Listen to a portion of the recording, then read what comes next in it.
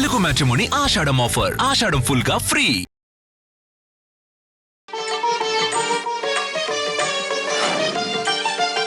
శ్రీరామ జయం. పాండురంగ పరబ్రహ్మణే నమః. పాండురంగ పరబ్రహ్మణే నమః.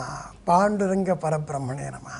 ప్రియమైన ప్రేక్షకులకు తొలి ఏకాదశి శుభాకాంక్షలు. ఆషాఢమాసం శుక్లపక్షం ఏకాదశి పాండురంగ ఉత్సవం, వార్కరీ ఉత్సవం.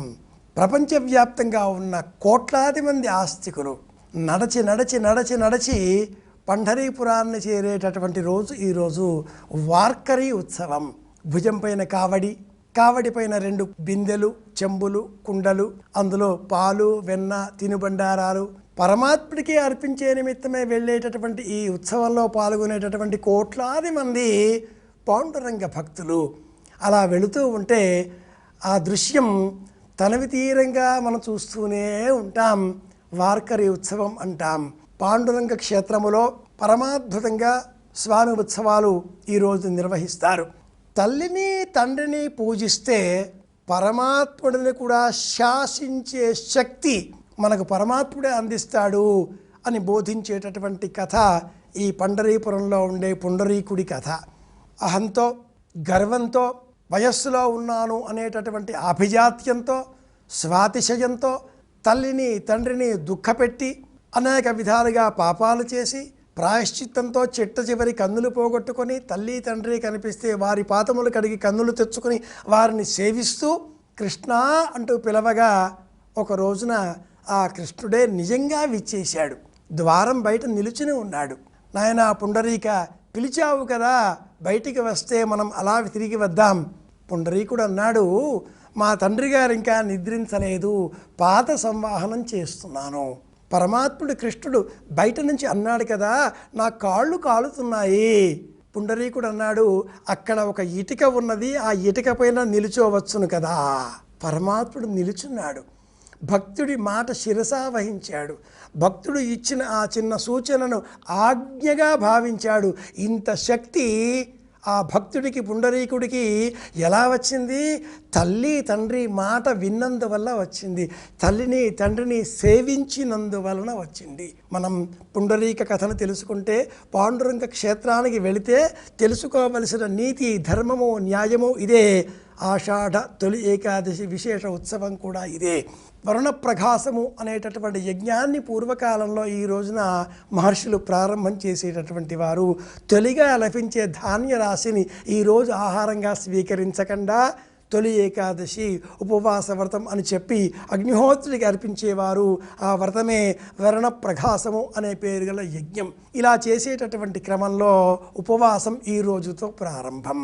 చాతుర్మాస్య వ్రత దీక్ష అన్న పేరిట ఈరోజు మొదలుగా కార్తీక శుద్ధ ఏకాదశి వరకు 4 నెలల కాలంలో ఒక్కొక్క నెల ఒక్కొక్క పదార్థాన్ని విడిచిపెడుతూ, మొదటి నెల ఆకుకూరలు ఆహారంగా స్వీకరించరాదు, తదుపరి నెల పాలు ఆహారంగా విడిచిపెట్టాలి, తదుపరి నెల పెరుగు ఆహారంగా విడిచిపెట్టాలి, తదుపరి నెలగా ద్విదళములు పప్పు ధాన్యములను స్వీకరించకుండా విడిచిపెట్టాలి. ఇలా ఆహార నియమాలను అనుసరిస్తూ దక్షిణాయన పుణ్యకాలం ప్రారంభమైన తరుణంలో ఆరోగ్యాన్ని కాపాడుకునే రహస్యాలతో ఆషాఢ మాసంతో ఆరంభం చేసుకొని కార్తీక మాసం వరకు కొనసాగించేటటువంటి దీక్షలు, చాతుర్మాస్య వ్రత దీక్షలు ప్రారంభం చేయవలసిన రోజు ఈరోజే.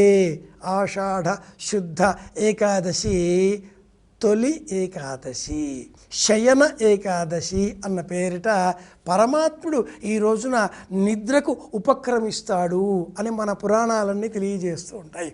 పరమాత్ముడు నిద్రించడం అంటూ ఉండదు కదా. జగన్నాటక సూత్రధారి, ప్రపంచాన్ని నిర్వహించేటటువంటి శక్తి సామర్థ్యాలు గల ఆ పరమాత్ముడు ఒక క్రీడా ఆట వలె ఈ ప్రపంచమంతా కూడా నిర్వహించేటటువంటి స్వామి నిద్రిస్తాడా? అలా అని కాదు అర్థం. ఈ దేహంలో మందకొడితనం చోటు చేసుకునే ప్రమాదం ఉంది. ఈ రోజు నుంచి పగటి కాలం తగ్గిపోతూ రాత్రికాలం పెరగడం ప్రారంభం అవుతుంది.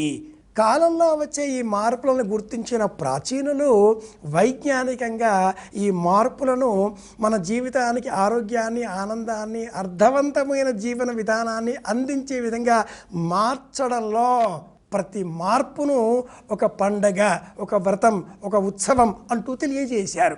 అందుకోసమే ఈరోజు మొదలుగా ఉపవాస వ్రత దీక్షలు ప్రారంభం చేస్తూ పదార్థాలు తక్కువగా తినాలి, ఎక్కువగా పాండురంగ భజనలు చేయాలి. విఠల విఠల విఠల పాండురంగ విఠల, ఇలా భజనలతో కాలం గడపాలి. సూర్యోదయం కంటే పూర్వమే మేలుకోవాలి, రాత్రి పెందరాళే నిద్రించాలి, దీపాలు వెలిగించాలి, భజనలు చేయాలి. ఇలా అనేక నియమాలను మనకు తెలియజేశారు.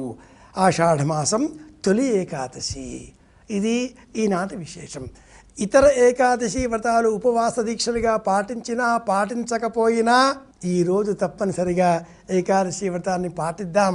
అందరి క్షేమాన్ని కోరుదాం. మళ్ళీ కలుసుకుందాం. శ్రీరామ జయం.